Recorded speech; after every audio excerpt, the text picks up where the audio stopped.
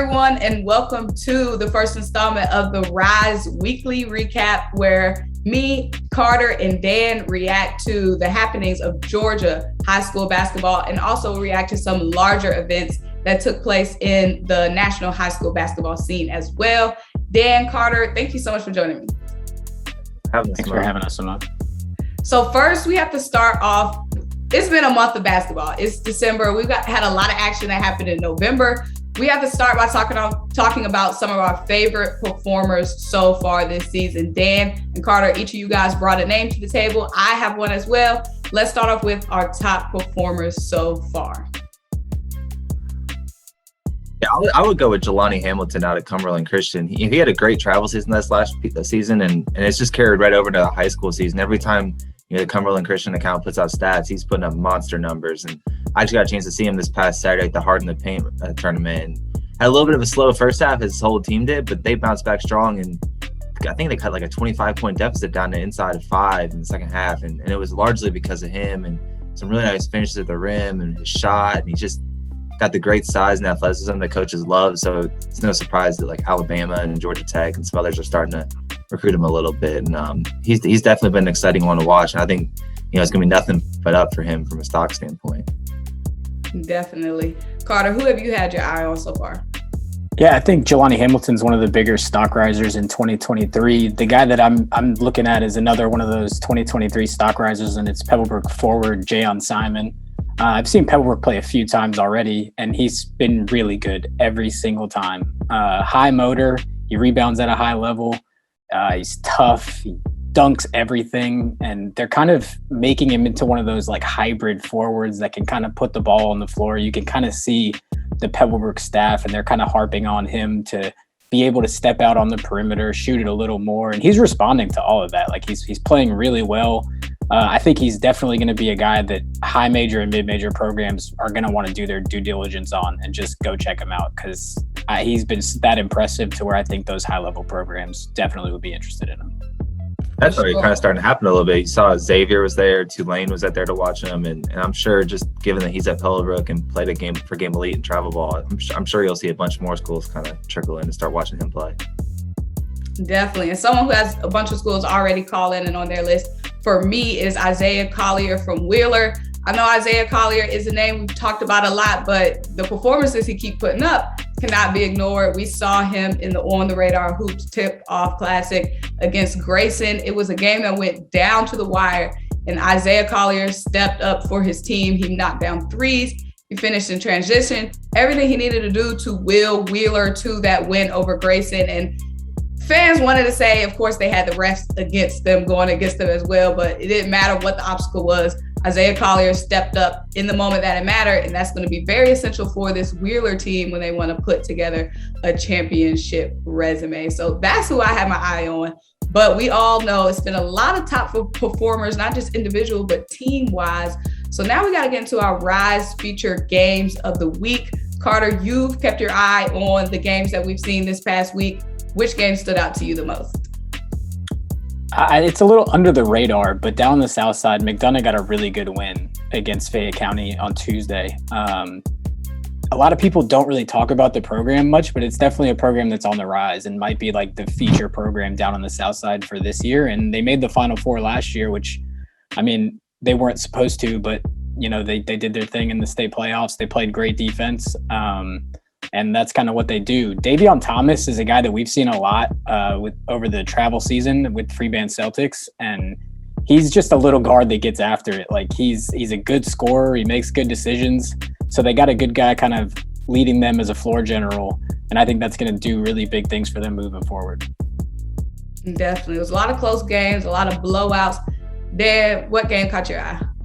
I made the 2-hour Atlanta traffic drive over to Beaufort on Tuesday night. Walked in a couple minutes after the game started, but I didn't miss a whole lot because Beaufort jumped on them early and put them in pretty good. And I think they ended up winning by 35 points. But for Beaufort, I really wanted to highlight 2 of their unsigned seniors. Jalen Taylor, who's somebody we've talked about, I think, on this podcast before. And he's a 6'6", 6'7", really, really athletic wing. He had some ridiculous dunks, just run-out dunks. And right when I got there, he actually crossed over his guy and went right down the lane and threw down a pretty nasty dunk. So that's his calling card. I think the big thing for him is going to be continuing to show that he's got those perimeter skills to make shots and put the ball on the floor a little bit. But I think he'll be somebody that, as the spring kind of rolls around, college coaches, mid-major, maybe low-major D1, they'll definitely be rolling into Buford to check him out. But the one who kind of surprised me was Alon Sumler for Buford. He's got these good size guard, 6'2", 6'3", and could really, really score it.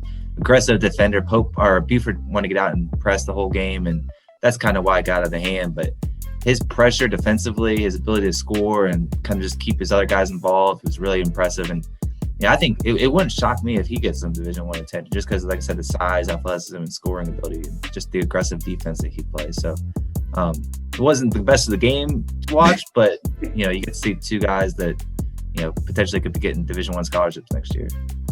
Definitely. So you brought up a blowout, Dan. I'm gonna bring up a close game. It was the number 1 Newton Rams versus the number 9 Archer Tigers. It took place at home for Archer on Tuesday night. Now, the Newton Rams, of course, we know they have a 3-headed monster over there. They led the whole game, but they were up by 10 with about 4 minutes to go, and Archer battled back, was able to bring the score within 1. Christian Drummer had the last shot for the game. It was a layup. It was contested. Should have been a foul. Should not have been a foul. That's all in Tuesday now. But the shot didn't go. There was no foul call. 61-60. Rams ran away with it. So that was a very close game, a good thriller on Tuesday night for us to keep our eye on. Newton's been, I think Carter would probably agree with me, just in the early part of the season, they've been the most well-oiled machine of any team I've seen so far, just with the chemistry they have from a lot of those guys playing travel ball together with the Express, and they're impressive. I mean, they're gonna be right there for a 7A state championship, I think, along with Milton and Norcross and Grayson and a few of those other schools that are typically in the mix. Definitely. You have to be able to win in different ways. So we know they can win, they can blow it out, they can put up a highlight reel, but that win against Archer, they were the visiting team. They showed, even though that they led the whole game, they had a 10-point lead, let it slip away, they still did what they needed to do to finish out and get those gritty wins. So guys, we got to get into our reaction to some news that, is really going on in the national high school basketball scene.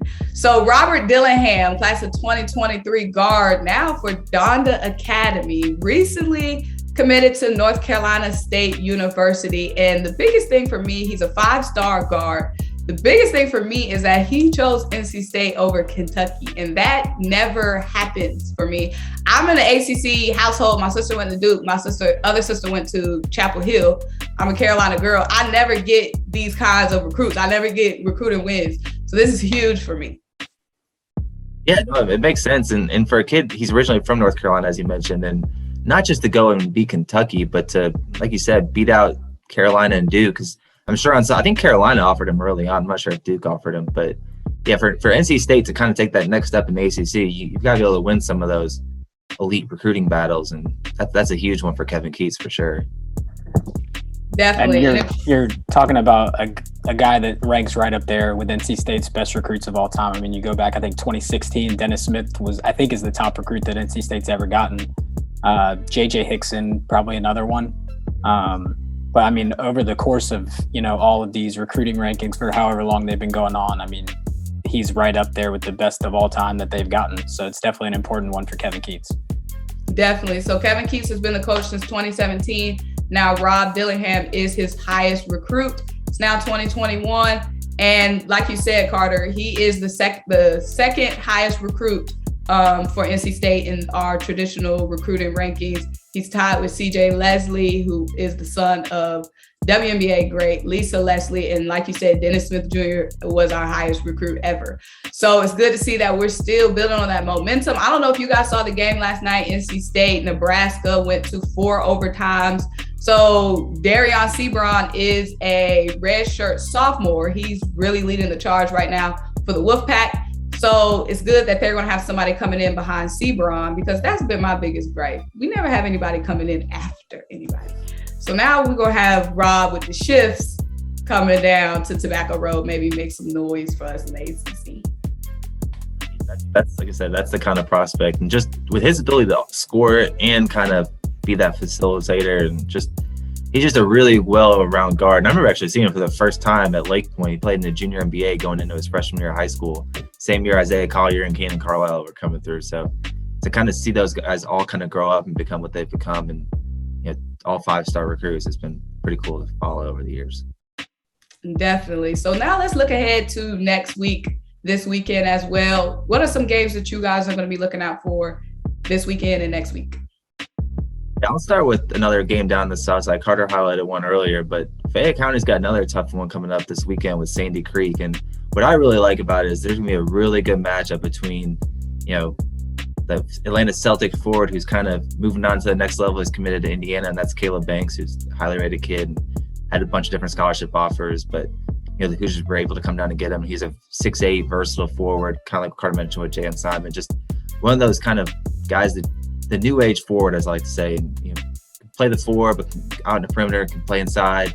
Just a really talented kid, and he'll be going against Micah Smith for Sandy Creek, who's kind of the next guy in the pipeline for the Atlanta Celtics. And another guy is 6'7", super athletic, and I actually watched him against Jelani Hamilton. The thing I liked about Micah was, he's a forward, he's 6'7", but he's got quick enough feet to slide with those guards, and he can use his length, and now he's making shots, and he's just such an active player. So not only will it be two really good games, two really good teams from the South Side playing each other, but I like that forward matchup, and I'm sure the Celtics will have some coaches in there watching their two guys go head-to-head. Definitely. So for me, I kind of stole Dan's game of the week, but it's so many games. It's plenty of games to go around. I have Milton versus Pebblebrook this weekend in the Tournament of Champions that's going to take place at Wheeler High School. Of course, two programs that's Milton's been trending up, but Pebblebrook, like Carter mentioned, is continuing to trending upward this season, led by Cammie Young. He is a commitment. He is a Rider University commit, a senior guard. And then Carter also mentioned Simon, their forward, who has been putting up a highlight reel so far this season. They're going to be going up against Bruce Thornton. That's a highlight game. They got it at prime time for the Tournament of Champions. So that's something I'm going to be looking out for. Yeah, and I think the fun thing about that matchup will be, like you mentioned, you got Bruce Thornton going to Ohio State, 5-star recruit. Kanan Carlisle right next to him, Chase Cormier. So you got those three really, really good guards. And, Kamai Young's been somebody that we've talked about a good bit over the summer. He had a really good kind of under the radar summer, putting up a bunch of points for Georgia Legacy. Andre Young is going to Troy as the point guard for Pebblebrook. So just to kind of see those two that are a little bit under the radar, don't get as much publicity as the Milton kids. And Pebblebrook's played some big games already. So they may be a little more battle tested. And I'll just be curious to see how that one looks early on, because I think Pebblebrook might have something for them, and it could be an interesting game. But I think Milton's the most talented team in the state. They're obviously defending state champions, and Coach Whiteheart does a great job with his group, so he'll have his guys ready. But I think the Pebblebrook kids play with a chip on their shoulder. I'll be kind of curious to see how that one plays out. I think you could have chosen any game from the TOC, to be honest. But I'm going to go to Friday night instead, and I'm going to look at Centennial and Sequoia. I think they're just two really solid programs overall, and two programs that have good upperclassmen. Mansur Williamson has had a really good year so far for Centennial, and they have a couple of seniors, Abdul Diaby and Wade Call. They've kind of add size to their team and give them some dynamic abilities in the front court. It's at Sequoia, so it's going to be a great environment there. Senior-led team shoots the ball really well. It wouldn't surprise me if these teams combine for a ton of threes. I mean, you just talk about two teams that can really shoot it. So I think it's going to be a really good one in the flats at Sequoia on Friday night.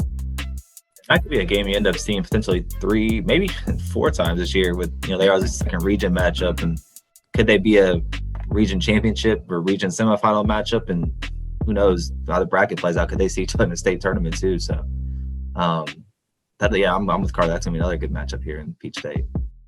Well, we got a lot of great stuff to look forward to. We recapped a lot of great stuff on this first installment of our Ryze Weekly Recap. Guys, I'm Symone Stanley. That's Carter Wilson on the bottom. And to my left is Dan McDonald. You guys have any last words? Any bold takes, anything? I just think, like Carter said, it's just one of these weekends where there's just so many good games. And, there's probably going to be a bunch of people mad we didn't highlight their game. But I'm just excited that it's basketball season. Football's kind of starting to wind down. And now every night you got basketball until after midnight. It's just an exciting time of year. Definitely. Well, guys, make sure you stay tapped into Ryze Hoops. Follow us on all social media platforms. Make sure you subscribe on YouTube as well. And make sure you stay tuned for our weekly recap that will be coming out next week. Thank you guys so much.